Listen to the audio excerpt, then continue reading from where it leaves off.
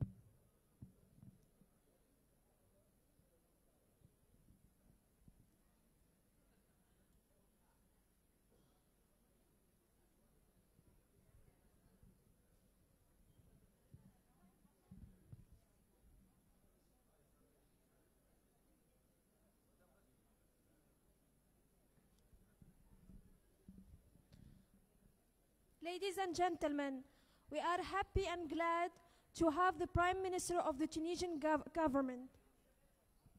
سيدتي سيداتي، نحن سعداء بالتحاق رئيس الحكومة التونسية السيد يوسف الشاهد.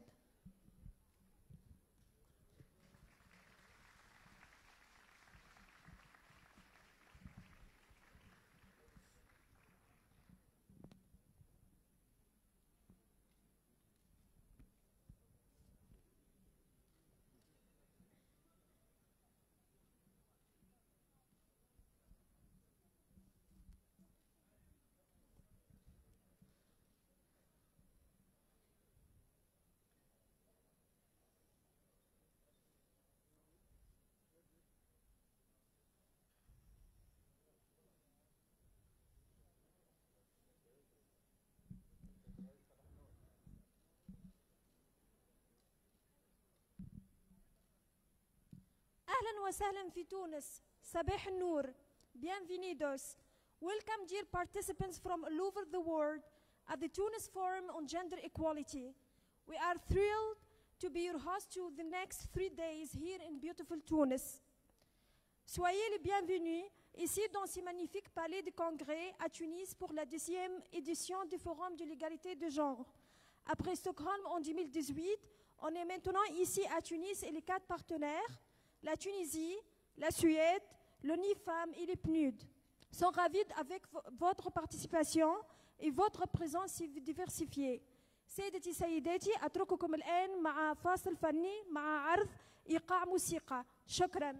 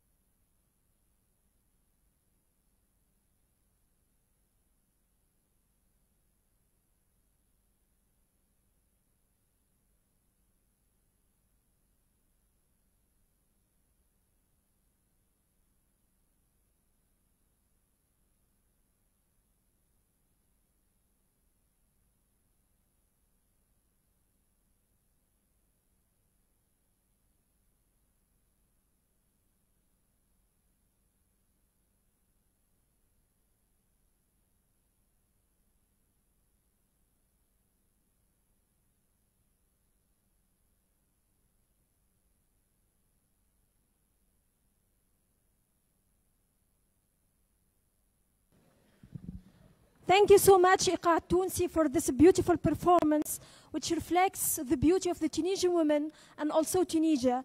شكرا لهذا العرض الرائع لإيقاع موسيقى عذرا والذي يعكس جمال المرأة التونسية وجمال تونس.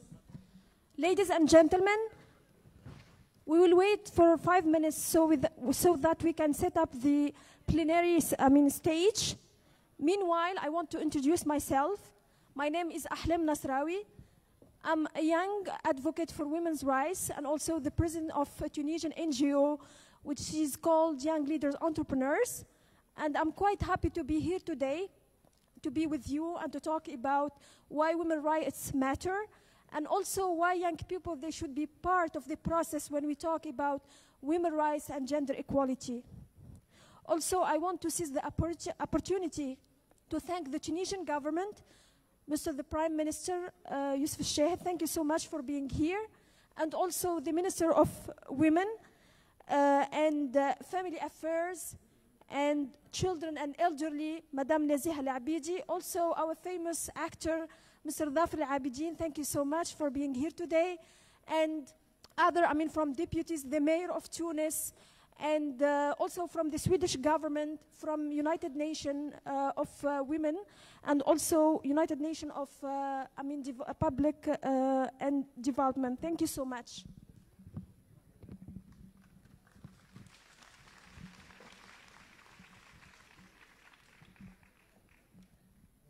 I declare the MDO Forum on Women, Beijing, 1995.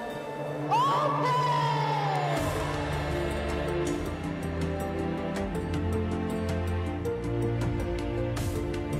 We are all witnessing a historic moment, a moment which is characterized by unprecedented solidarity.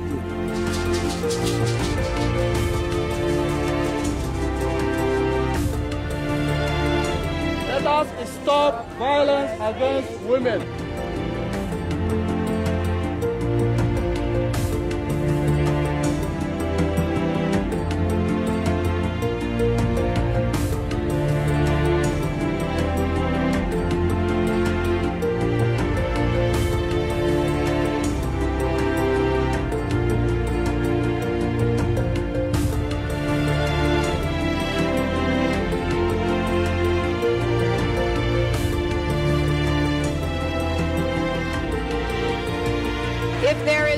Message that echoes forth from this conference, let it be that human rights are women's rights and women's rights are human rights once and for all.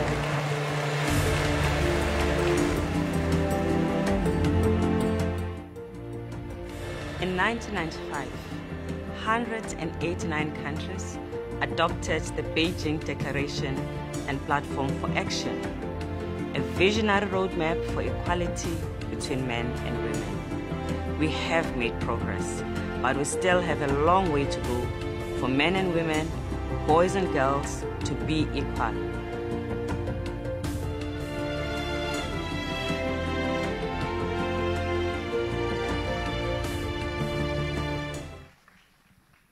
Thank you so much. Again, we want to thank also EG, the Executive Director of UN Women, and also the Minister of Sweden, Her Excellency Margot Wallström, and also UN Women and UNDP, and of course the Tunisian government and the Swedish government. Now, I want also to ask, our dear guests to join me here in the stage. I will start with Mr. Abdoulaye Mardiaye, sous-secrétaire général chargé du Bureau de politique et de l'appui au programme PNUD. If you can join me. Thank you so much.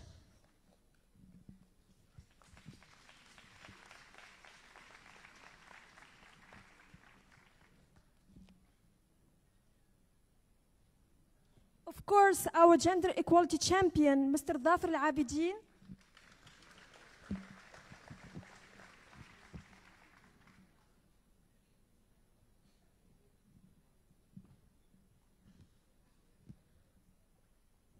Madam Famzile Mlambo Nigakuka, or ED, Executive Director of UN Women.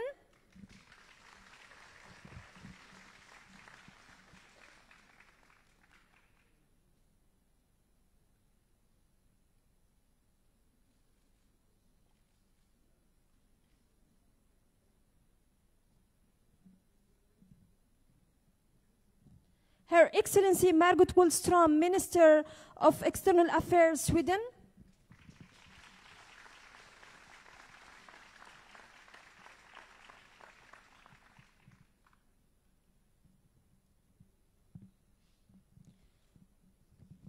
Son Excellence Naziha El Abidi, Ministre de la Femme, de la Famille, de l'Enfance et des Seniors.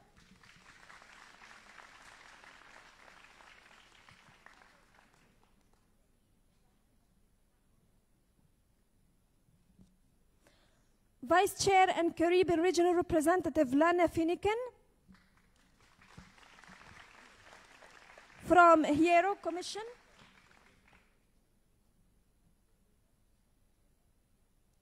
And the Tunisian government Prime Minister, Mr. Youssef Chahed.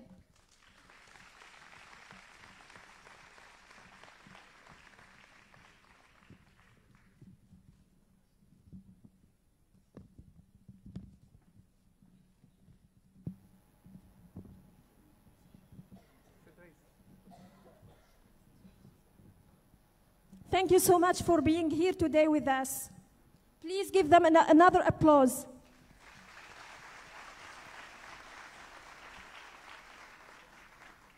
Before we kick off the discussions based upon the four main themes of the forum, I would like to invite Her Excellency Madame Naziha El Abidi, the Minister of Women, Family, Childhood and Elders, to take the floor and welcome you as the host of this exciting forum. Madame la Ministre, je vous en prie, à vous la parole.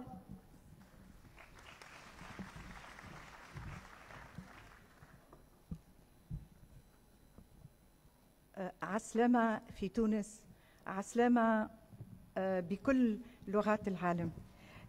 سيدي رئيس الحكومة يوسف الشاهد، السيدة مارغو وستروم وزيرة الخارجية السويدية، السيدة المديرة التنفيذية لهيئة الأمم المتحدة للمرأة يونيفام، السيد الأمين العام المساعد لبرنامج الأمم المتحدة الإنمائي، وأصحاب السعادة، أصحاب المعالي الوزراء من كل البلدان الشقيقة والصديقة من أنحاء العالم، ضيوف تونس الكرام، أهلا وسهلا ومرحبا بكم في تونس. يطيب لي أن أتوجه بجزيل الشكر والامتنان إلى شركائنا في تنظيم هذه التظاهرة الدولية، انطلاقا مملكة السويد وسفيرها في تونس، وسفارتنا في السويد، والبعثات الدبلوماسية التونسية في كل أصقاع العالم على الجهود المبذولة منذ سنة تقريبا. وفي هذا إذن المجال إنه شرف أثيل أن نجتمع اليوم من كل أنحاء العالم لنتباحث موضوعا من الأهمية بمكان، وهي مسألة تكافؤ الفرص والمساواة بين الجنسين. ويتساءل الكثيرون لماذا ما زلنا نتحدث عن مسألة المساواة، وهل لم تتحقق هذه المساواة، وهل وصلنا إلى منعرج يمكن أن تعاد فيه طرح مثل هذه الإشكاليات.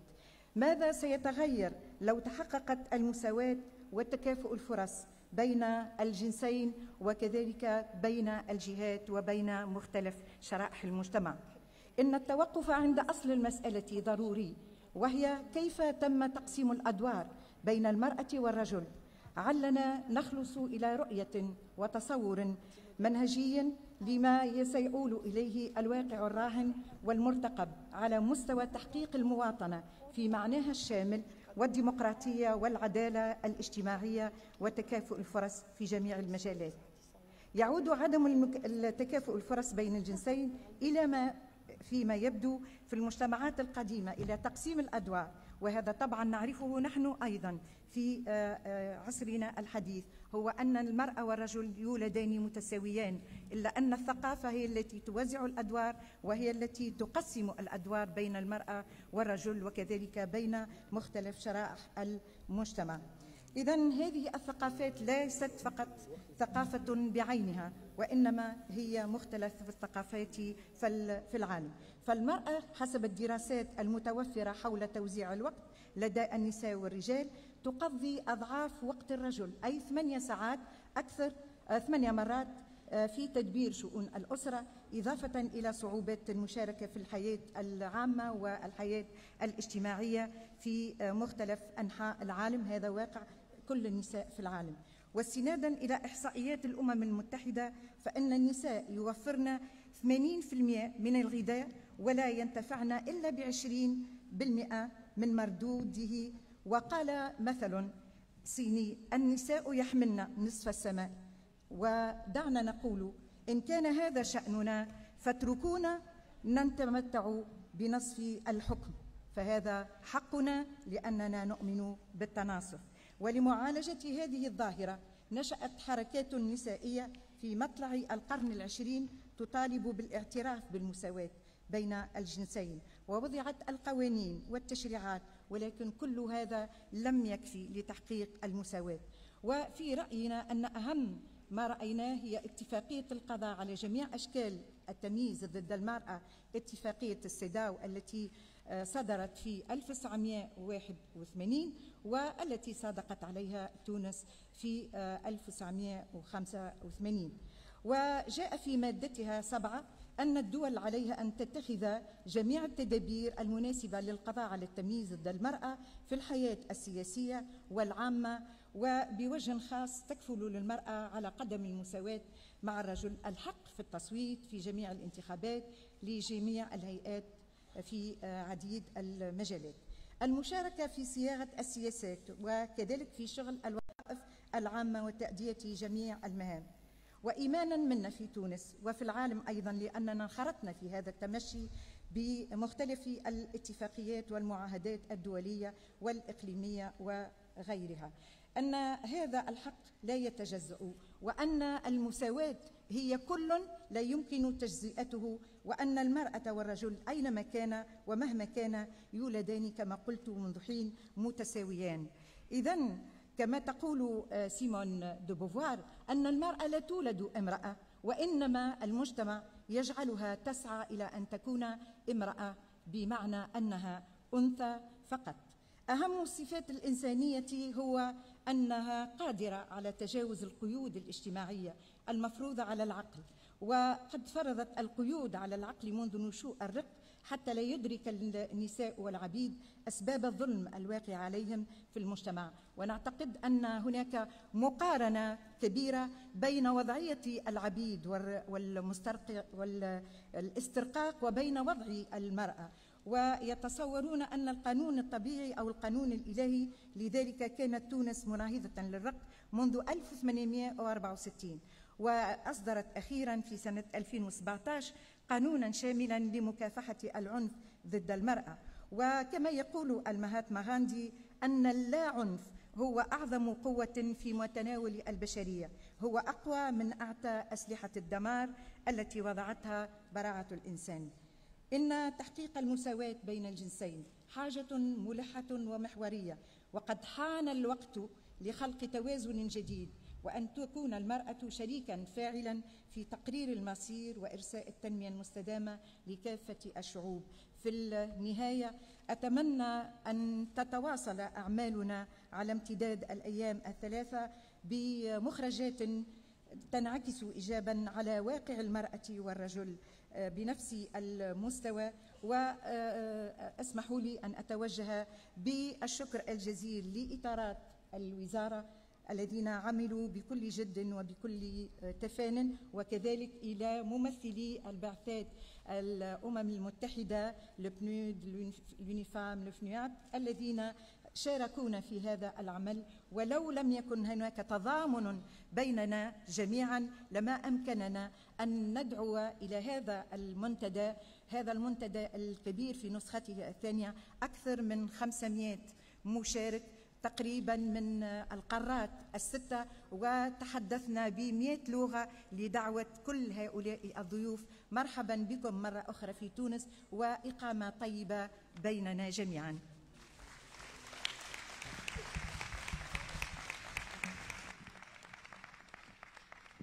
Merci Madame la Ministre pour votre discours si inspirant.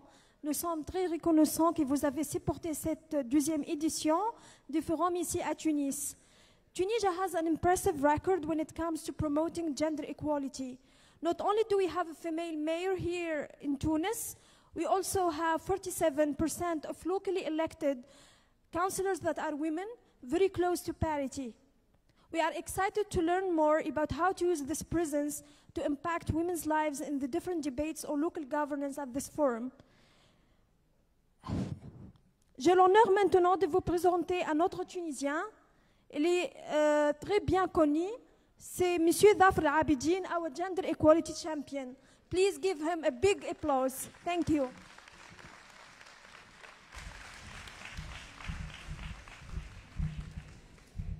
أهلا وسهلا. سيادة رئيس الحكومة السيد يوسف الشاهد، سيادة وزيرة المرأة والأسرة والطفولة وكبار السن السيدة نزيهة العبيدي، سيادة وزير خارجية دولة السويد السيدة مارغوت وولستروم، والسيدة أمسيلي مالامبو إنكوكا وكيلة الأمين العام للأمم المتحدة والمديرة التنفيذية لهيئة الأمم المتحدة للمرأة.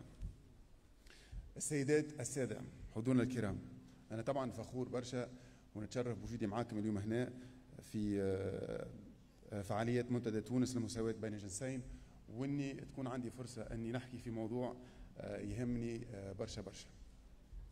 نحب نحكي لكم بإيجاز على امرأة تونسية من بني خلاد من ولاية نابل. تجوزت في أول الستينات، جوزها الله يرحمه كان عاون بالحرس الوطني وهي كانت خياطة بالمنزل. الاثنين كانوا من عائلات متواضعة ومن نفس المنطقة. المرأة هذه رافقت جوزها في تنقلاتهم المهنية اللي أخذتهم من مدينة لمدينة في تونس. ربي رزقهم 5 أولاد، وإلى جانب شغلها كخياطة واعتنائها بشؤونها المنزلية كانت الفترة طويلة يعني دامت لسنوات مسؤولة أيضا على علاج ومصاحبة أحد أبنائها المصاب بمرض مزمن، صاحبه من الجهة اللي كانت تسكن فيها للعاصمة وإن كانت الموجودة المستشفى، وطبعا في الستينات وظروف كانت صعيبة شوية.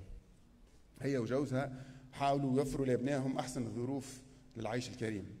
أحيانا كانت تبدأ يومها مع 7 متاع الصباح تكمل 3 متاع الصباح اليوم اللي بعده ما بين شؤونها المنزلية وبين خدمتها الخياطة في الدار. ساعات باعت مسوخها باش تساعد جوزها لبناء البيت العائلي. تعرضت في وقت ما إلى مرض السرطان، لكن تجاوزته الحمد لله بقوة عزيمتها وحبها للحياة. خلال كل الفترات الصعيبة اللي تعدت بها ولا مرة تسمعها تتشكى، ولا مرة تسمعها متأسفة على حالها، ديما تشوفها متفائلة ومواصلة لقدام. هي وزوجها الله يرحمه أعطاوا كل ما عندهم باش ولادهم يعيشوا عيشة محترمة. المرأة هذه في الظروف اللي كبرت، المرأة هذه في الظروف الوقت اللي كبرت فيه في الأربعينيات ما كانش عندها فرصة أني تروح للمدرسة أنها تتعلم، فما تعلمتش. لكن في كل مراحل حياتها وقد ما كانت صعيبة الأوقات عمرها ما تعاملت من الحياة بمنطق الضحية، بالعكس كانت تكافح من أجل مستقبل أحسن. المرأة هذه اللي حكيت لكم عليها شوية هي أمي، ومن غير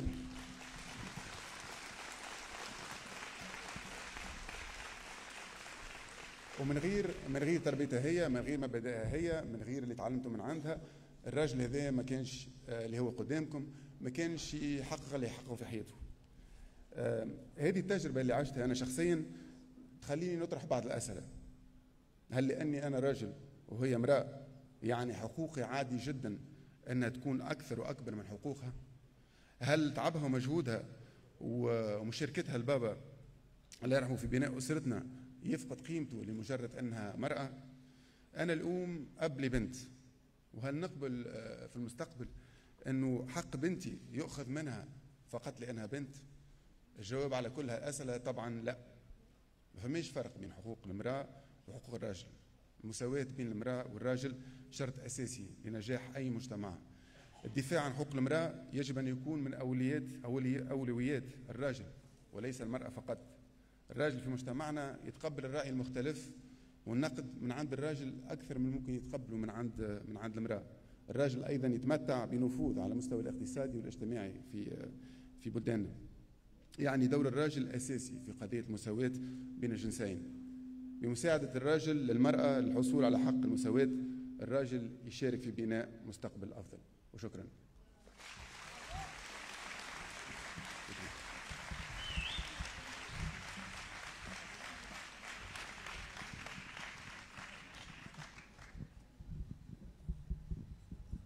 Thank you, Dhafar.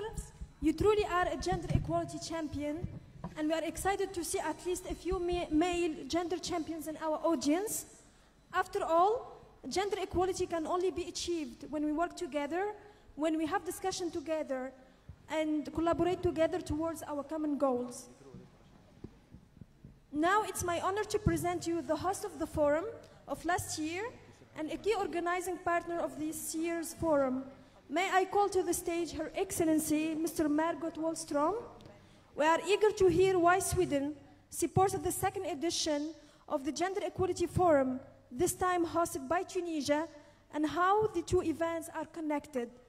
Please give Her Excellency Margot Wallström a big applause. Thank you.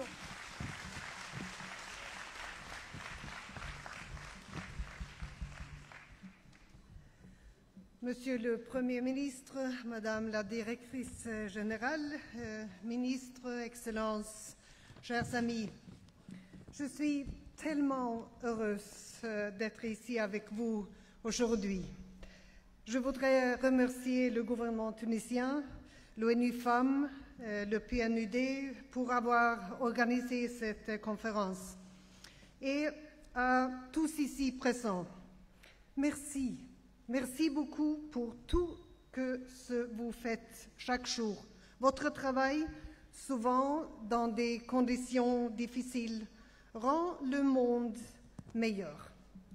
Vous êtes nombreux ici m'avoir fait compagnie à la conférence à Stockholm l'année dernière, et l'élan créé là-bas est toujours vivant, grâce à vous et grâce à la Tunisie qui a pris le relais. Je vais continuer en anglais, s'il vous plaît. This is a relay that will continue in France and the Global Forum next year. And these are links in a chain, strongly connected to the Beijing platform that we heard being related to in the video, which is to celebrate 25 years in 2020. Tunisia is the right place for us to meet in. This is a country where gender equality has made great progress. Almost half of your local politicians here are women, and your law on violence against women is commendable. You deserve our homage also in a broader sense. During the last 8 years, you have made a remarkable progress in the development of democracy, rule of law, and freedom of speech. And I know you will say it is not perfect. Of course it's not. It's not perfect in my country either.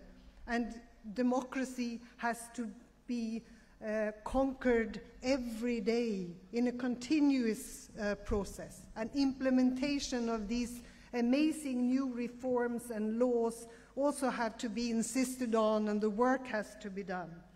But Tunisia is on the right path. As much as we know your challenges and your struggle, you are on the right path, and I encourage you to continue this route. There are more than 600 participants here from 80 countries gathered today. Students, entrepreneurs, activists, politicians, researchers, bloggers. And imagine how many cultures, religions, traditions, societies that are represented. But in this diversity, we are unified in our work for gender equality. And believe me, this is a time where such unity is badly needed. I want to begin by describing the challenges to gender equality and the struggle between good and evil, I would like to say, that we experience today. And I will make the case for being concrete in our work and point to a few areas where we need to step up our work for gender equality. We meet at difficult times. I don't know if you've heard what happened yesterday. The United Nations Security Council adopted its resolution 2467 on sexual violence in conflict. I know a little bit about this because I worked as the first special representative on the fight against conflict-related sexual violence. And I met many of the survivors of sexual violence. And I know how important it is that their voices are heard, that they are given all the help and assistance and the justice that they need, but also the health services and the care that they need. This resolution discussed yesterday is very important and we welcome it. It advances the agenda of conflict-related sexual violence by focusing on the survivors and actually also bringing into the picture the children that were born out of rape. However, sexual and reproductive health and rights were not included in the resolution. And you can all read the media reports about how such language had been blocked by some. The international community could not agree on emphasizing the need of survivors of conflict-related sexual violence for basic sexual and reproductive health and rights. So should we deny these victims emergency contraceptives, safe abortions in cases where they have been gang raped and almost totally destroyed, sexual education to understand what is going on with their own bodies and what happens in a society, the right to know and understand about the spread of HIV and AIDS? This is where we are at the moment. This language was taken out under the lead of the United States of America out of the resolution. And I tell you, I really think that the US and maybe a few other countries should carefully consider what they think their role should be also in the group of Friends of the Women, Peace and Security agenda. What will they contribute? Or will they stop the rest of the world from insisting on these issues and the help that survivors of sexual violence need, and they have a right to get it? Women are always the first to suffer the consequences of authoritarianism, of a shrinking democratic space, and of the questioning of human rights, I'm sorry to say. And for some reason, many of these, I call them autocrats, always start with caring about the women.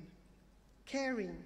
They care about how they dress, how they behave, about their sexuality. And just think of the opposition to sexual and reproductive health of rights, of threats to women's rights activists. They have all come in the wake of a backsliding of democracy motivated by rhetoric of conservative values, talk of gender roles that we thought belonged in the last century. Nothing wrong with having conservative values. Of course, you have a right to believe in also conservative values, but we also have to understand and respect the universality of human rights, and that includes, as we heard already, human rights are women's rights, and women's rights are human rights. And why is this? Why are we in such a situation? Sometimes I think that these powerful men are afraid. They are afraid of losing power, of course, of losing wealth, maybe even of losing love. I leave you with that question. At the same time, we must not forget that in other parts of the world, there is now a feeling of momentum for gender equality. So let's look at what is positive. Like men that we've already heard, that understand that we are part of history, that we have to honor our mothers and our daughters, and we have to do this work together, both men and women, with mutual respect for each other. We need all of you men, and thank you for being here at this conference as well as you were there also in Stockholm, because we have to work together. It will benefit all of us, and it will benefit our children. Recently, one of Africa's largest countries, Ethiopia, appointed a government in which half of the ministers are women.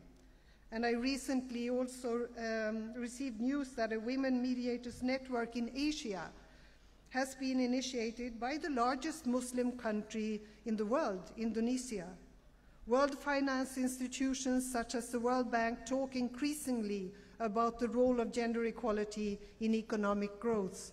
And in a way, we are seeing a growing polarization, a situation where two opposite camps are feeling both strong and confident. And I see this as part of a larger struggle between trends of democracy and authoritarianism, between openness and repression, between hope and fear. Yes, one might even call it a struggle between good and evil. We need to recognize this division and the fact that we have a responsibility, that it is up to us to fight for what we believe to be right. I often make the case that we have to be concrete in what we do. Our work should aim at solving real problems in people's everyday lives, creating improvements that are felt directly. And change is what people want, after all. But we show, by doing so, the skeptics and opponents of gender equality that there is nothing mysterious about it, that it is simply about taking down obstacles that hinder women from having the same rights, duties, and possibilities as men. And this is an important principle of our feminist foreign policy. To structure this, we use 3 R's: rights, representation, and resources. So do women enjoy the same right to education, to work, to marry who they want, to divorce, or to run businesses, to open a bank account, or to inherit? Are women represented where decisions are being made that affect them in government, parliament, local assemblies, businesses, and organizations? Do women and girls' interests receive the same resources in budgets, in development cooperation? And we must remind skeptics that gender equality is not a women's issue. It's a human rights issue, and it is a peace and security issue. It improves life not only for the half, but for both halves of the population. Gender equality leads to more sustainable peace, and that is what the international community concluded 20 years ago when the United Nations adopted Resolution 1325. And it goes beyond that. Gender equality is a matter of democracy. Women make up half of the population on this planet. In some countries, they are in a majority. And it's a matter of human rights, of social development. And societies where men and women are equal are more prosperous. They are healthier. Their economies are doing better. They are more well-educated. The reason is not that women are better than men, as much as we would like to think so, of course, but we might like to think so. But we come with different experiences and knowledge. And that's what we bring to the table, that's what we bring to the homes, that's what we bring to society. So let me just finish by shortly pointing to 3 areas where our work can be stepped up. I really think we can do, firstly, more to improve girls' and women's social and economic rights, and look at the World Bank report, Women, Business and the Law, for an excellent example of meticulous, systematic research on how women are discriminated against in economic activities in different countries. And I think that that report can be used as a tool. And the conditions for girls need particular attention. We should do more to support girls' right to education. And we have to battle child marriages. This practice has such a high price. It deprives girls of the right to be children, of their education, and of their right to their own bodies. And imagine what an obstacle this is to fighting poverty, an obstacle to development, how much a society loses when so much potential is trapped. Secondly, that issue of sexual and reproductive health and rights. And it's a subject of the most resistance from some forces, and it is essential to counter the pressure by compensating with investments in maternal health, safe and legal abortions, access to contraception, and sex education. And it's not what it sounds like. It's really about learning about your own body and sexuality and how that affects a whole society. It's not teaching people about how to have sex. I think it leads your thoughts in the wrong way. Thirdly, nothing about them without them. Women's participation in democratic institutions, in justice systems, in business, in peace processes. We should never accept that women should have less than half the representation. And just look around. There is not much to lose by giving it a try, is there? So in everything we do, in every country, we also have to do everything to stop violence against women. How can we ask women to participate, to make use of rights and resources if they are not safe even in their own homes? And still, also in my country, many women die every year being beaten to death in their homes by their husbands, by the ones that they used to love. And I think that gender equality, as we've heard, cannot be achieved without men and boys. We need to work together. Men and boys are central to contributing to an equal sharing of parental duties, influence, finances, education, and pay. And to say something about fathers, many successful women that I have talked to say that they have one thing in common: a supportive father that believed in their daughters.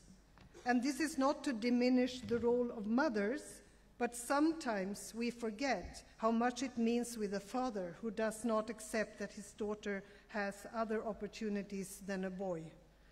You might have seen the Swedish photo exhibition, Swedish Dads, which has now become Rwandan dads, Latvian dads, and Tunisian dads. And I know that this work has instigated debate and discussion in many countries, also here in Tunisia, with amazing contributions, and a debate that actually led to a change of legislation. Congratulations. Finally, maybe you've heard of Greta Thunberg, this 16-year-old girl from Sweden who has become world famous for her fight against climate change. And there is a quote from her that I would like to share. When adults have been saying that it gives them hope to see the activism of a younger generation, she said, "I don't want your hope. I want you to panic. Then I want you to act." Maybe this is applicable on what we are doing as well. Not exactly panic, but with a feeling of urgency and a will to act. I cannot help but feel hopeful anyhow, meeting with all of you, learning about your work and your courage. And I think this ties very well back to you, sir, that I finish with a poem by Tadeusz Rosewicz about old women. And what he captures is this: when men and boys are out there in the battlefield, and unfortunately now very close to this country, there is a battlefield and a battle going on, women make life go around. They are the ones who go to markets, cook, and take care of households. And born in Poland in the 1920s, he surely knew what he was writing about. And he writes, "I like old women, ugly women, mean women. They are the salt of the earth. Dictators clown around, come and go, hands stained with human blood. Old women get up at dawn, buy meat, fruit, bread, clean, cook, stand on the street. Their sons discover America, perish at Thermopylae, die on the cross, conquer the cosmos. but old women are indestructible. They smile knowingly. And when they die, a tear rolls down a cheek and joins a smile on the face of a young woman. I think that this also shows how women carry. They carry children, they carry water, they carry firewood, they carry meat and bread, but also they often carry the responsibility of a family, keeping a family together, of bringing up children and making life work despite sorrow. They carry the painful experience of violence, and despite all burdens, they carry on. So must we. Let's carry on the work for gender equality against the setbacks with the help of wise men and boys as well, and with the help of all good forces. I am convinced that the world belongs to those who work to make it better, and that means all of you. Merci beaucoup, bon courage.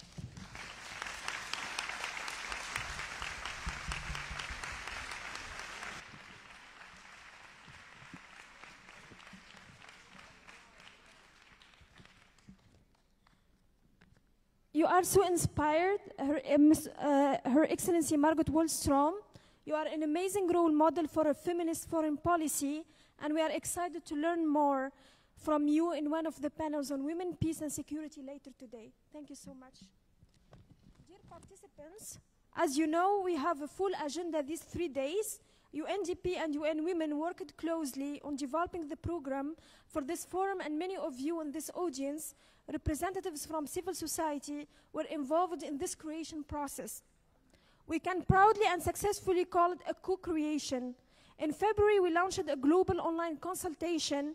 We wanted to give the world this opportunity to emphasize on what they, feminists, activists, women's networks, organizations, male champions, others, see and identify as the most important priorities for the future of gender equality. For 1 month, we welcomed over 5,000 visitors online, and the key emerging themes of this open consultation are fully integrated into the planned discussions. Today, we really presented to you a co-created program. We sincerely thank you for being a partner in this exciting process.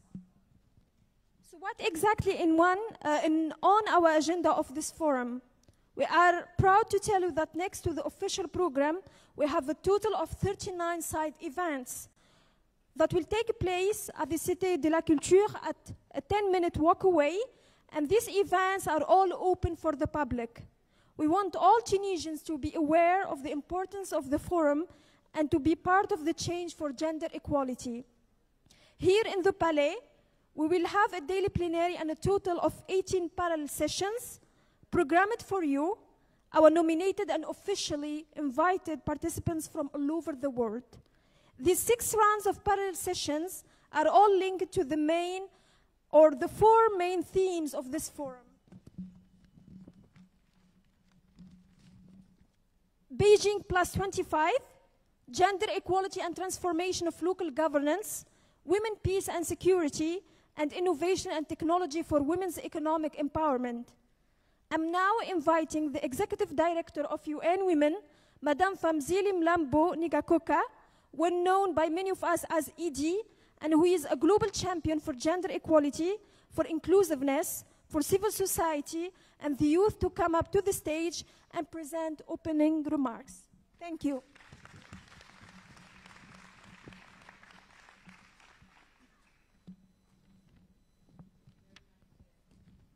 Madam Director of Program, Excellencies, dear Prime Minister, Minister Margot, Minister of Women in Tunisia, my colleague from UNDP, delegates, ladies and gentlemen, thank you so much to the government of Tunisia for convening this forum and for hosting us.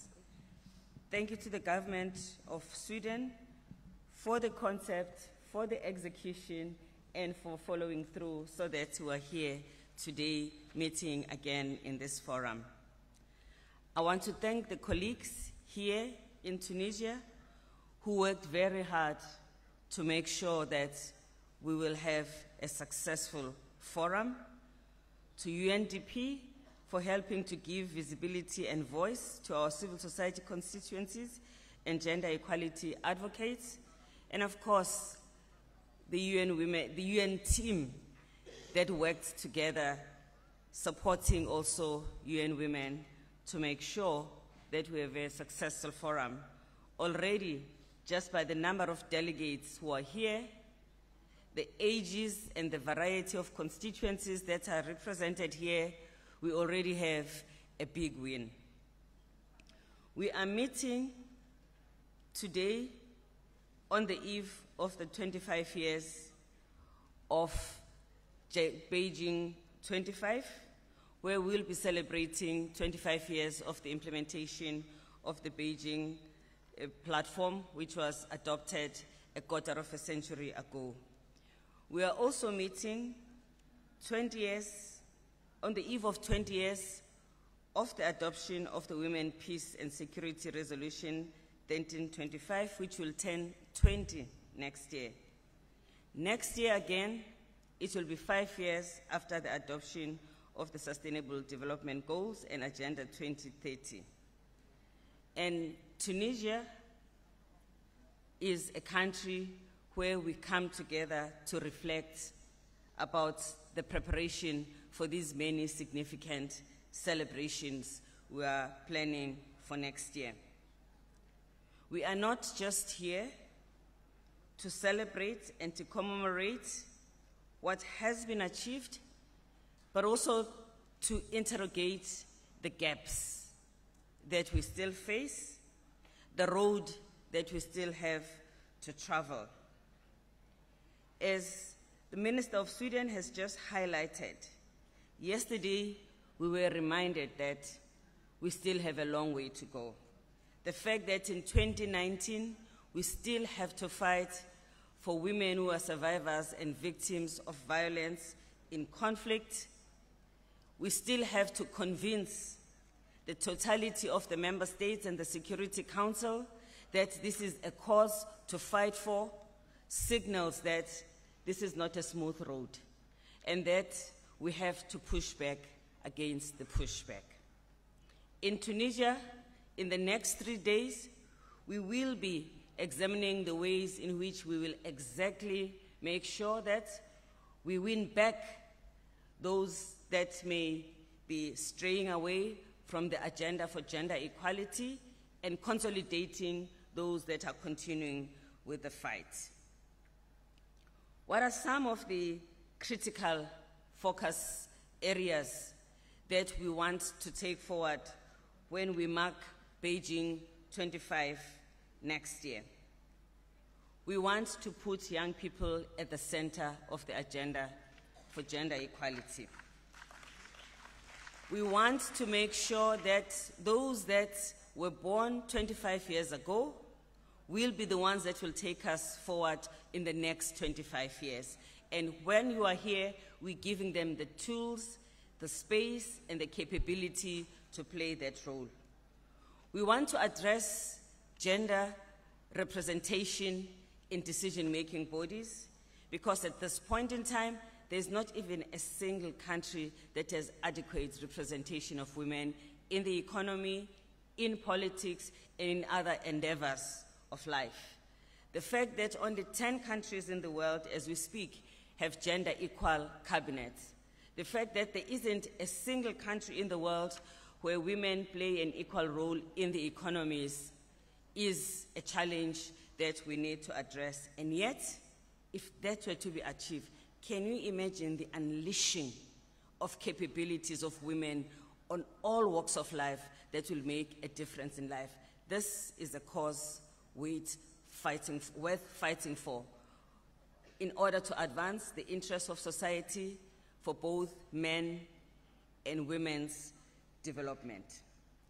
Next year, when we mark Beijing 25, we also want to fight for women's equal participation in the economies.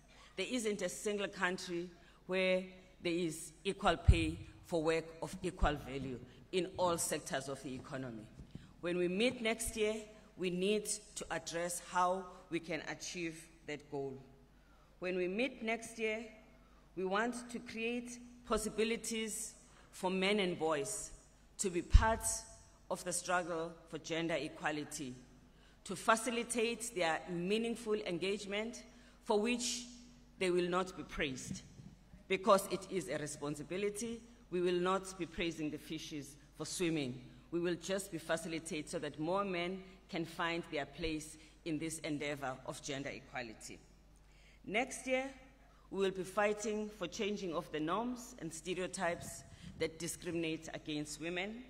It also discriminates against men. We will also be fighting to end harmful practices that discriminate against women, that harm women and girls, such as female genital mutilation and child marriage. And next year, we will be fighting for the implementation of the good laws that have been passed. These changes are possible. This is not rocket science. We want to praise Tunisia for the bold steps that have been taken in Tunisia in order to demonstrate the possibilities that exist in every society to move forward. Together, in 2020, we want to meet, we want to build on what we will achieve here, because this is a forum that is a building block for 2020. And 2020 will be a forum that will be hosted by Mexico and France, but also decentralized, because we want this celebration to happen everywhere in the world. We want young people, we want people at grassroots level to remember what it is like to work together in solidarity to move forward. The journey beyond 2020, which builds on Beijing 25, must be owned by all of us. We therefore ask you, as the delegates in this conference, to really focus on substantive work, on concrete measures that we need to take, so that when we go back home, we're beginning to implement, but also to prepare ourselves for the solid message that we're going to take to the 2020 forum. And we thank Tunisia again for affording us this opportunity to reflect, to plan, and to be concrete. Thank you.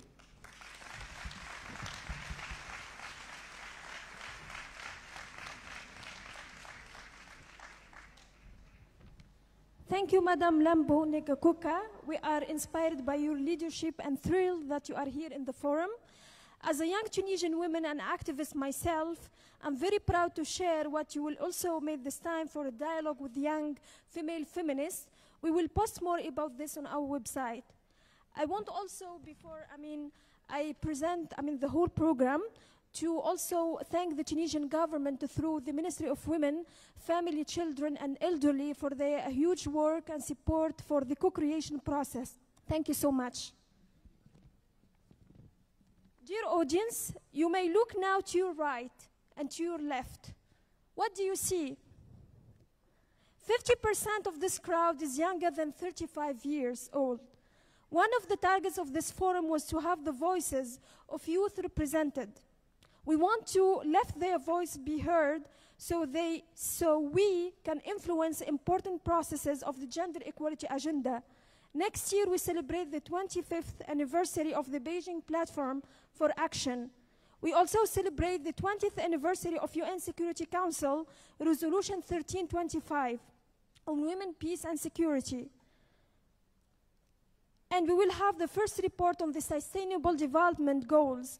More than ever, we want to define priorities. We want to hear what's working and what's lacking in order to make the international commitments a reality on the ground. This forum comes at a crucial time. Let's seize this opportunity to be heard and to work towards recommendations that can make the difference. UNDP, the United Nations Development Programme, has been very involved in the preparation of this event, and its strong commitment towards gender equality is the motivation behind this. It's my honor to call to the stage Mr. Abdullah Mr. J, Assistant Secretary General and Director of the Bureau for Policy and Program Support of UNDP, another gender equality champion.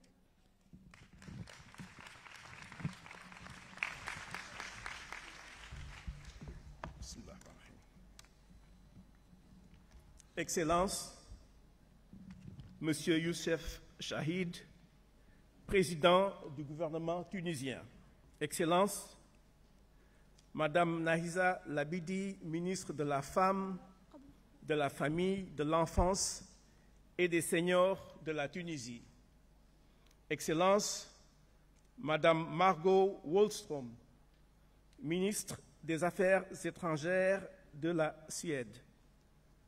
Madame Mfuzile Lambo Nkuka, directrice exécutive d'ONU Femmes, Mesdames et Messieurs les ministres, Mesdames et Messieurs les ambassadeurs, jeunes participants, vous les gardiens du temple de l'humanité et vous les héritiers de notre planète, Mesdames et Messieurs, avec la chorégraphie que nous venons de voir au début de notre session, on ne peut pas tomber sous le charme enchanteur de la Tunisie. Et je voudrais prier que ce charme guide les 3 jours que nous passerons ici dans cette très belle ville. Et c'est donc pour moi un réel plaisir de me joindre au gouvernement tunisien, au gouvernement suédois, à ONU Femmes pour l'organisation de cette conférence de Tunis, ce forum qui est déjà un succès à l'entame avec la participation de plus de 500 personnes. Ceci traduit l'importance capitale du thème qui nous réunit aujourd'hui, mais ceci aussi traduit, Madame le ministre, la vitalité, la qualité de la préparation et de l'organisation de ce forum, et ceci est un tribut pour vous, et je voudrais, au nom de l'ensemble de l'audience, vous remercier et vous féliciter. Monsieur le Premier ministre, notre forum de Tunis est un forum d'équilibre et un échange intergénérationnel. Un forum d'équilibre parce que lorsque nous regardons le podium aujourd'hui, je dois dire que c'est la projection de ce que le leadership devra être demain. Un peu plus d'hommes que de femmes. Et je voudrais saluer l'organisation pour avoir montré au monde que la parité, c'est la façon de faire pour le monde de demain. C'est aussi un forum d'échange intergénérationnel et je voudrais ici réitérer ce qu'a dit la directrice de l'ONU Femmes. Vous, les jeunes qui êtes dans la salle, vous êtes les architectes de la prochaine conférence de Beijing. C'est une occasion qu'il ne faudra pas rater. Il faudra mettre l'ensemble de votre sagesse de jeunes et votre énergie pour faire les jalons de la conférence de Beijing. C'est pourquoi Tunis sera pour nous un pont pour aller vers Beijing. Il y a 25 ans, le monde avait pris l'engagement de mettre fin à la question de l'inégalité homme-femme et d'éliminer les discriminations envers les femmes et envers la jeune fille. Nous avons fait beaucoup de réalisations. Par exemple, en 1995, lorsque nous avions la conférence de Beijing, nous avons à peine moins de 12% de parlementaires femmes. Aujourd'hui, le monde, en moyenne, compte 24% de parlementaires femmes. C'est une réussite, c'est un progrès, mais c'est extrêmement lent. Si vous faites le calcul, vous verrez qu'on n'avance que par demi-point par an. 25 ans pour avoir 24% de parlementaires femmes, c'est très peu. Ce trend voudrait qu'il faudrait encore une autre génération pour avoir la parité. Je suis sûr que les jeunes dans cette salle ne l'accepteront pas. Le monde évolue donc extrêmement lentement, mais il y a des succès qu'il faut célébrer. Le Conseil de sécurité, depuis sa fameuse résolution 1325 sur l'inclusion des femmes dans les questions de paix et de sécurité, la fameuse résolution 1325, a pris au total plus de 9 résolutions sur la question des femmes en matière de paix et de sécurité. Madame Wallström nous parlait de la résolution 2467 qui a été approuvée hier par le Conseil de sécurité. nous aurions tous souhaité que cette résolution fût un peu plus forte qu'elle n'a été approuvée hier. Mais ce sont des célébrations que nous devons accepter. Mais nous avons perdu aussi beaucoup d'opportunités.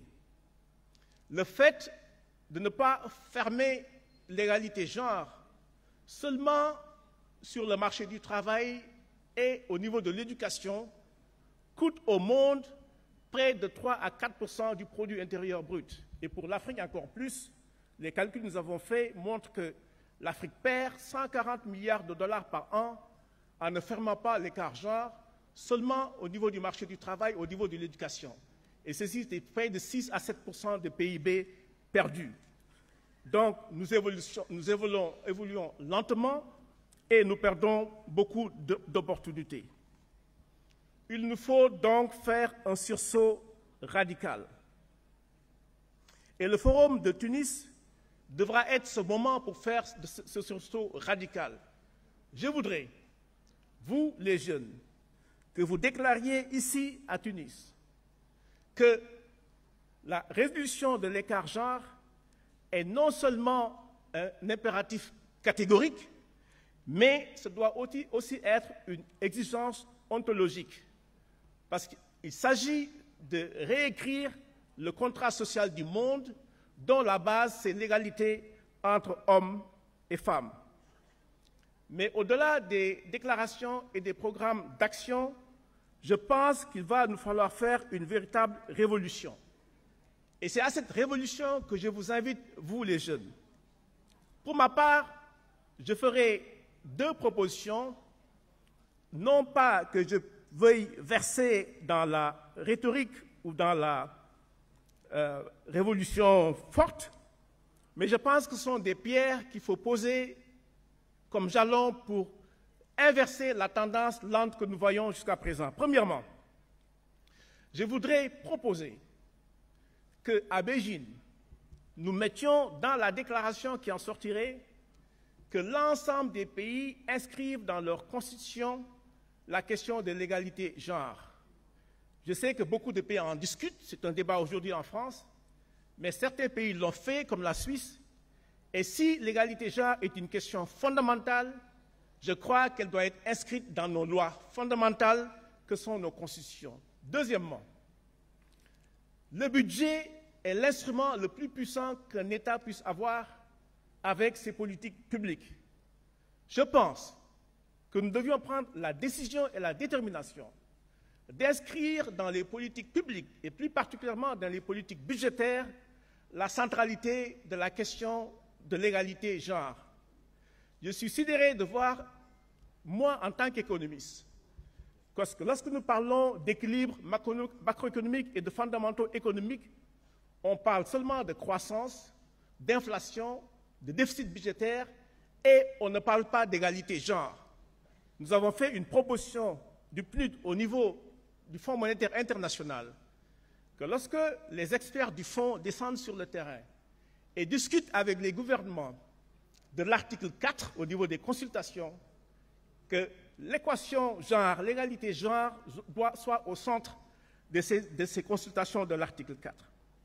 Donc voilà, à mon sens, des éléments qu'il faut poser sur la table pour inverser la tendance lente que nous observons au niveau de la question genre.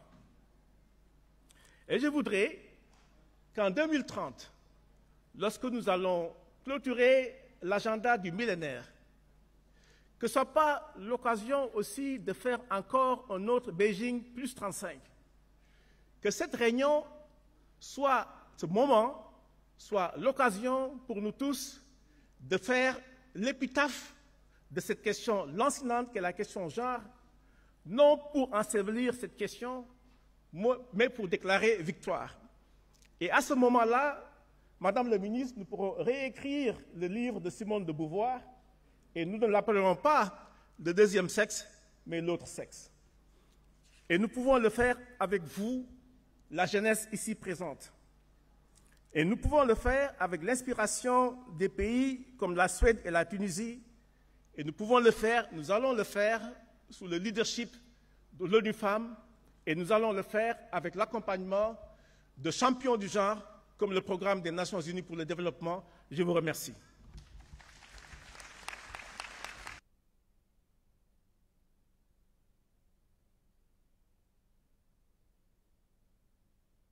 Thank you so much, Mr. J, for your inspirational intervention. Now we will move to the next speaker, Madame Lana Finnegan, from the HERO Commission, Vice Chair and Caribbean Regional Representative. Thank you.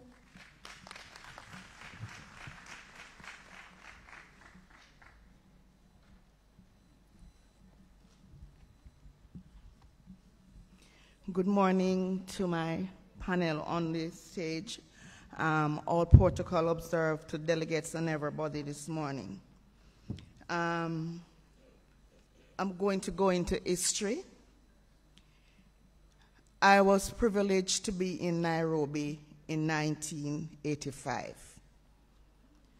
And out of that process, we decided that as grassroots women, we need to have a movement that will move us beyond Nairobi. Come 1995, Beijing, the women were put and the NGOs were put into WIRO, a space in Beijing. The women from Roots International, which was formed, decided that we would have a tent for grassroots women.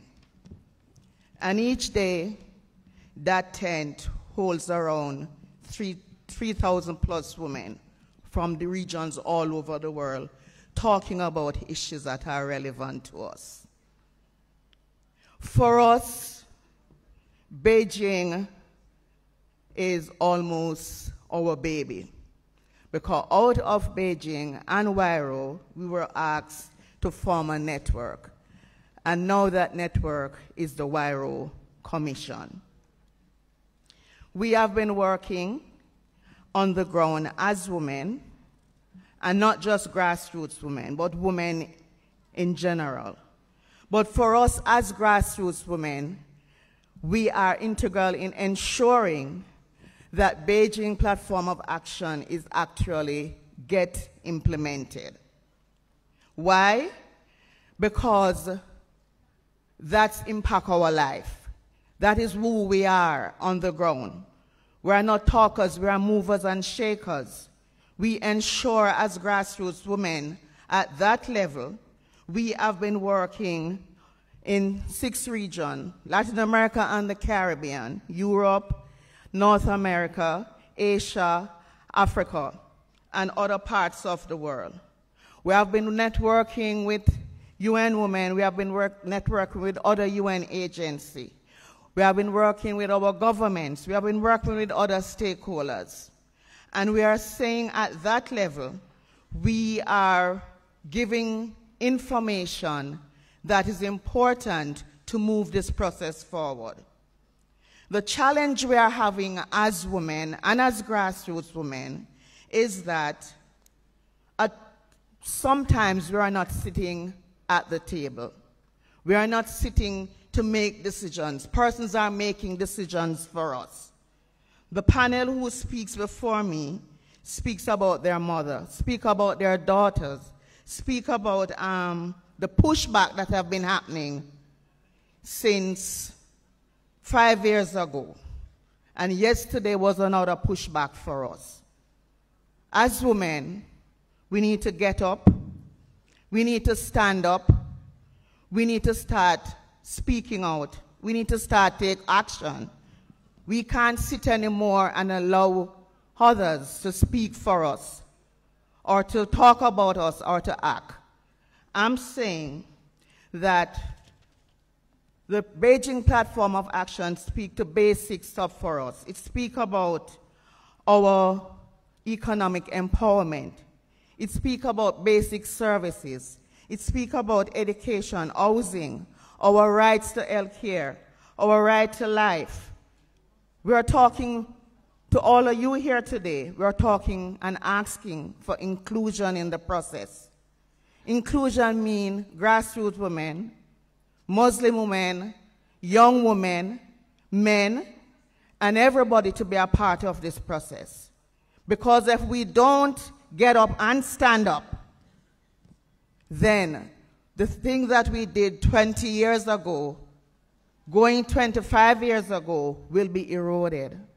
Where do we want to go after we leave Tunis?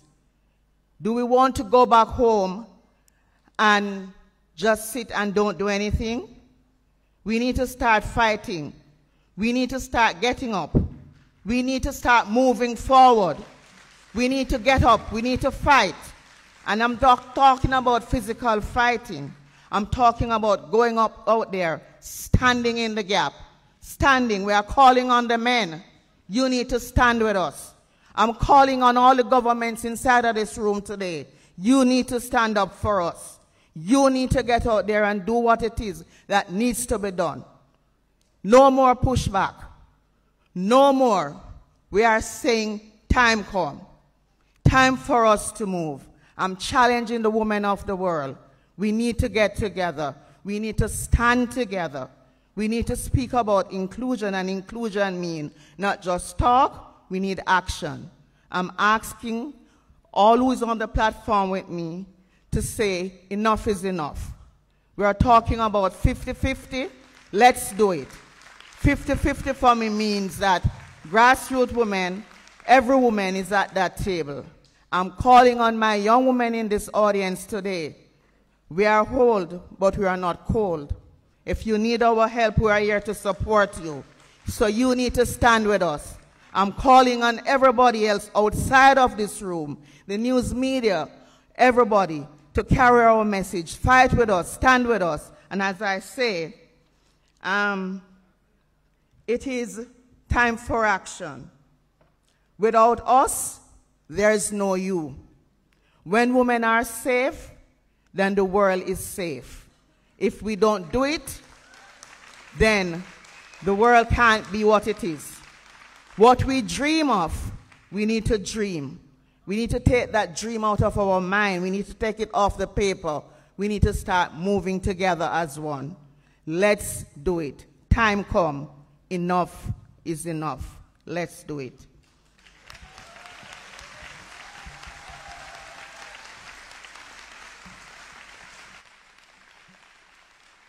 We need actions. I totally agree with you, Madam Lana, and I'm sure that all of us in this room agree with you that we need actions in this platform to advance women's rights and total equality between the two, gender equality. الآن أريد أن أدعو رئيس الحكومة التونسية السيد يوسف الشاهد لإلقاء كلمة حول مدى أهمية هذا المنتدى بالنسبة إلى تونس. شكراً. Shukran. Je crois que tout a été dit avant moi. Je ne sais pas ce que je pourrais dire de plus. Je vais parler en arabe. السيدة وزيرة الخارجية بالمملكة السويدية، السيدة المديرة التنفيذية لهيئة الأمم المتحدة للمرأة، السيد الأمين العام مساعد لبرنامج الأمم المتحدة الإنمائي مكلف بمكتب السياسات ودعم البرامج، السيدة وزيرة المرأة والأسرة والطفولة وكبار السن، أصحاب السعادة، ضيوف تونس الكرام من كل أنحاء العالم. يسعدني أن أتولى اليوم افتتاح أشغال منتدى تونس للمساواة بين الجنسين الذي يعد متابعة للمنتدى الأول لستوكهولم المنعقد في أفريل 2018 بالسويد. وأتوجه بالشكر الجزيل لمملكة السويد والمنظمات الدولية على اختيارها تونس لاحتضان هذا المنتدى الدولي، وهو تأكيد لما نوليه من اهتمام كبير لقضايا المرأة ومن حرص دائم وموصول على مزيد الارتقاء بالعمل الدولي والإقليمي في مجال تكريس الحقوق الإنسانية والعمل على تحقيق المساواة الفعلية بين المرأة والرجل على مستوى العقليات وعلى مستوى الممارسة. إن لقاءنا اليوم يكتسي أهمية بالغة بالنظر إلى طبيعة المرحلة وجسامة التحديات التي تواجهها جميع بلدان العالم،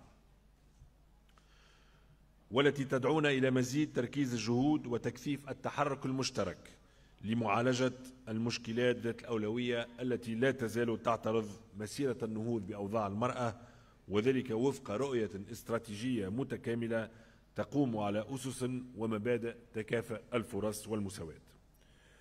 وكان السيد أمين العام منظمة الأمم المتحدة أنطونيو غوتيريش في كلمته خلال افتتاح أعمال الدورة 63 للجنة وضع المرأة أن العالم بحاجة إلى النظر إلى المرأة باعتبارها ضمن هياكل السلطة بالكامل، والتعامل أكثر من أي وقت مضى مع التحديات الكبيرة الأخرى، وتعهد بمواصلة الدفاع عن مبدأ المساواة بين الرجل والمرأة داخل منظومة الأمم المتحدة.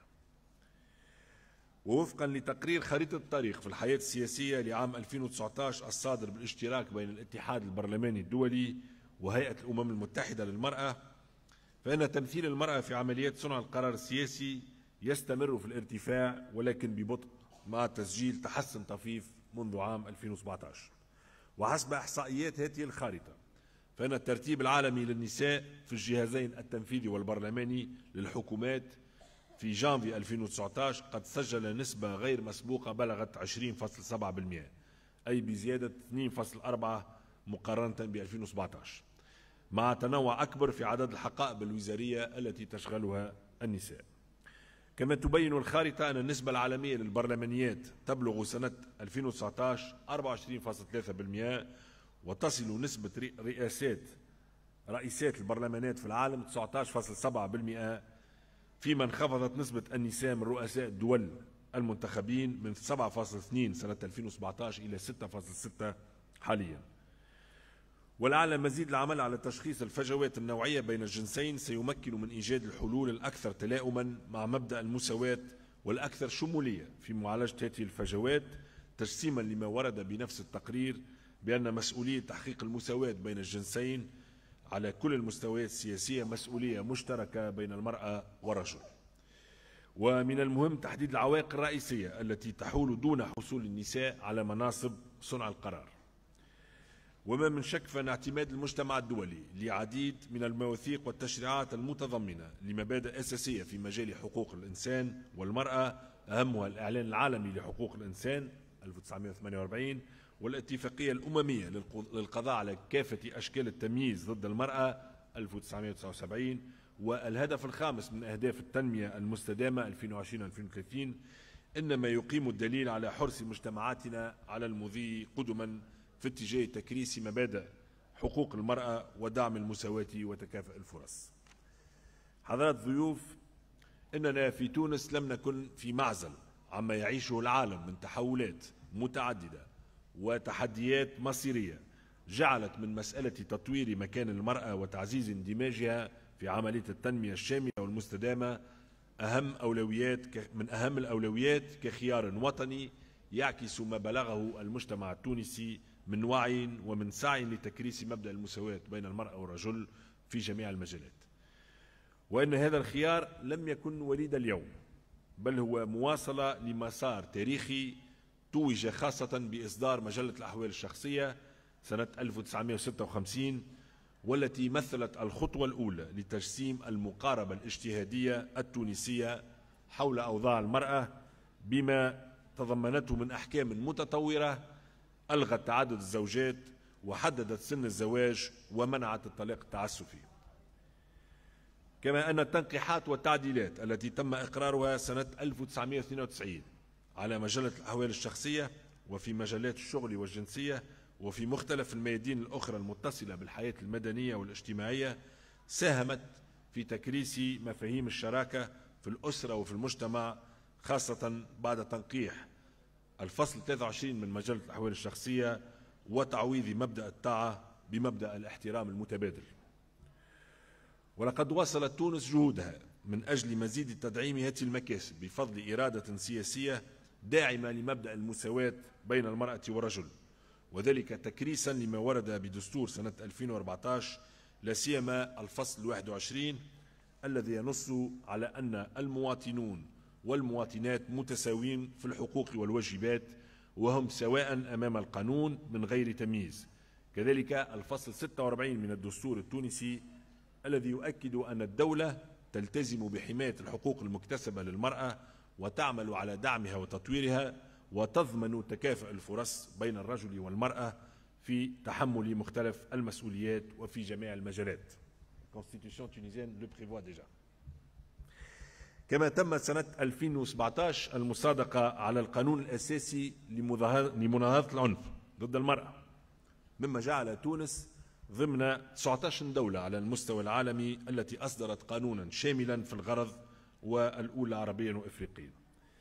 أما على المستوى المؤسساتي فقد تم وضع عديد الآليات وعديد البرامج، أهمها إحداث مجلس النظراء للمساواة وتكافؤ الفرص بين المرأة والرجل، وهي مؤسسة استشارية تعمل على إدماج مقاربة النوع الاجتماعي في التخطيط وفي البرمجة والتقييم والميزانية للقضاء على جميع أشكال التمييز بين المرأة والرجل وتحقيق المساواة بينهما في الحقوق والواجبات. ويترأس رئيس الحكومة هذا المجلس، مجلس النظراء للمساواة وتكافؤ الفرص. وفي نفس السياق حرصنا على وضع خطة عمل وطنية لتنفيذ القرار 1325 حول المرأة السلم والأمن، تهدف إلى تفعيل مشاركة المرأة وتمثيليتها في جميع مستويات صنع القرار وأثناء المفاوضات، فضلا عن أخذ التدابير اللازمة لحمايتها أثناء النزاعات، بالإضافة إلى إحداث برنامج لدفع المبادرة الاقتصادية النسائية رائدة الذي يهدف إلى تعزيز روح المبادرة لدى المرأة وتطوير مهاراتها والتقليص من نسبة البطالة في صفوف النساء والترفيع في مساهمة المرأة في مجال الاستثمار وريادة الأعمال. وقد مكن هذا البرنامج من إحداث 3000 مشروع وأسناد قروض للنساء للانتصاب للحساب الخاص في قطاعات متعددة. ولقد أثمرت هذه الجهود مزيد تعزيز مكانة المرأة في جميع المجالات، حيث تفوق نسبة النساء التونسيات الحاصلات على الشهادات العليا حسب آخر إحصائيات اليونسكو 65%، وبلغت نسبة المتحصلات على شهادة الدكتوراه 69%، كما أن نسبة الباحثات في تونس تناهز 55%، وتجاوزت نسبة النساء الناجحات في مناظرات الدخول إلى المعهد العالي للقضاء لهذه السنة 80% من مجموع الناجحين. وفي المجال السياسي تطورت مشاركة المرأة في السلطة التشريعية، حيث بلغ عدد النساء عضوات مجلس نواب الشعب 73 من بين 217، يعني نسبة تفوق 33%، وطبعا نصب إلى أن نصل إلى التكافؤ إلى نسبة 50% ليكون هناك تكافؤ تام وشامل. سيداتي وسادتي، إننا نؤمن بأن تمكين المرأة وتكريس حقوقها وتجسيم مبدأ تكافؤ الفرص والمساواة بين الجنسين يعتبر شرطا أساسيا لكسب رهان التنمية. لذلك حرصنا على مواصلة الجهود في هذا الاتجاه عبر اتخاذنا مؤخرا لعديد من القرارات، لعل أهمها إطلاق الفعل لبرنامج أحميني الذي سيسمح بإدماج 500,000 امرأة ريفية في منظومة التغطية الاجتماعية عبر نظام يراعي خصوصية نشاطهم وقدرتهم التمويلية، بما يسمح بتمتيعهم بالعلاج وجراية الشيخوخة والباقين على قيد الحياة وغيرها من المنافع. ثانيا، مشروع قانون خاص بعطلة الأمومة يقر بالتمديد في عطلة الأمومة خالصة الأجر، وكذلك إحداث عطلة ما قبل الولادة لتفادي أي تأثير للحمل على المسار المهني وعلى صحة الأم ومولودها، وكذلك تقرر إحداث عطلة أبوية اختيارية بين الوالدين. كذلك تمت المصادقة منذ أسبوعين على الأمر المحدث للمرصد الوطني لمناهضة العنف ضد المرأة، كما تم إعداد مشروع قانون تنقيح قانون مجلة الجنسية التونسية لتسوية وضعية الأبناء المولودين خارج تونس من أم تونسية ولم يحصلوا بعد على الجنسية التونسية. كذلك صادق مجلس الوزراء منذ أكثر من 4 أشهر على قانون المساواة في الميراث بين الرجل والمرأة، وأصدرنا أيضا مؤخرا منشور يقضي بضرورة اقتراح امرأة لكل منصب وكل منصب وظيفي في الدولة وفي الحكومة التونسية. كما تم إطلاق جائزة وطنية سنوية لأفضل مبادرة تحقق تكافؤ الفرص بين النساء والرجال لفائدة المؤسسات والذوات المعنوية التي تميزت بأعمال أو ببرامج أو مشاريع أو خطط عمل ساهمت في الارتقاء بمكانة الامرأة ودعمت مساواتها مع الرجل ووصولها إلى مواقع المسؤولية وصنع القرار، وأدرجت صلبها مقاربة النوع الاجتماعي. حضرات السيدات والسادة أيها الجمع الكريم، إن تكريس المساواة ونبذ كل مظاهر التمييز ضد المرأة لم يعد في عصر العولمة شأنا وطنيا أو إقليميا، بل أصبح شأنا مشتركا يدعو إلى تعزيز أواصر التضامن بين الشعوب من أجل نشر قيم المساواة بين الجنسين لبناء عالم جدير بالإنسان في القرن 21. لذلك أضحى من الضروري اليوم وأكثر من أي وقت مضى تعزيز العمل الدولي من أجل مزيد تكريس تكافؤ الفرص بين الجنسين في جميع المجالات، لا سيما في مواقع صنع القرار. وإيمانا منا بدور المرأة في إعادة وحدة المجتمعات وتعزيز استقلال الدول، فإننا نؤكد من هذا المنبر انخراط تونس اللامشروط في الجهود الدولية الرامية إلى تكريس حقوق النساء ودعم المساواة بين الجنسين، باعتبار أن هذه التحديات لا يمكن لها أن تتحقق دون تطوير مكانة المرأة ودعم اندماجها في عملية التنمية الشاملة والمستدامة وفي الحياة الاقتصادية والاجتماعية والسياسية العامة. وأنني على يقين بأن هذا المنتدى الدولي سيمثل فرصة لتدارس سبل تعزيز دور المرأة في التنمية والحوكمة المحلية وتكريس مبدأ المساواة بين الجنسين كشرط أساسي لدعم تمثيلية المرأة في الحكومات والهيئات والمؤسسات المحلية، كما سيكون منبرا للنقاش وتبادل التجارب بين الأطراف الفاعلة وممثلي الحكومات والمجتمع المدني والقطاع الخاص ووسائل الإعلام والمنظمات الإقليمية والدولية من أجل توحيد الجهود وتحويل الالتزامات إلى إجراءات ملموسة في الواقع فيما يتعلق بتكريس المساواة بين الجنسين. أرجو لأعمالكم النجاح، والسلام عليكم ورحمة الله وبركاته.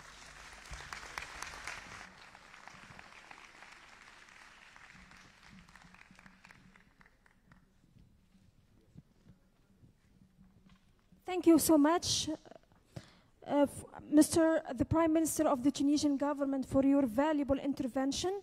For sure, Tunisia is playing a role as a role model in the MENA region in advancing women's rights and gender equality. And step by step, hopefully we will reach especially parity.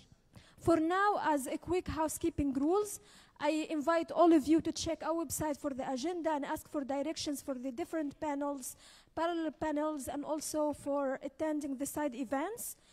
And I want also again to thank the Tunisian government, the Swedish government, the Ministry of Women, Family Affairs, Children and Seniors in Tunisia, and UNDP and UN Women. And also, I want to give a big applause to all the guests coming from different organizations, civil society, activists from all over the world to Tunisia. Welcome in Tunisia. Thank you so much. Okay, now we'll go for, it's a fika time, like we say in Sweden, for a coffee break, authentic Tunisian coffee break presented by the Ministry of Tourism from Tunisia. So enjoy, recharge your spirit, and welcome again in Tunisia. Thank you so much.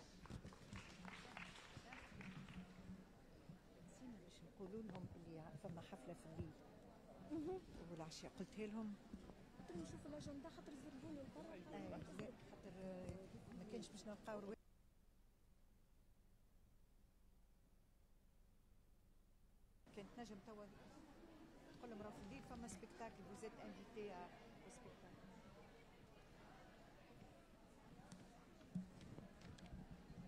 Okay, also before you leave, I want also to invite you to attend the concert tonight in Cité de la Culture. So hope to have you there. Thank you so much.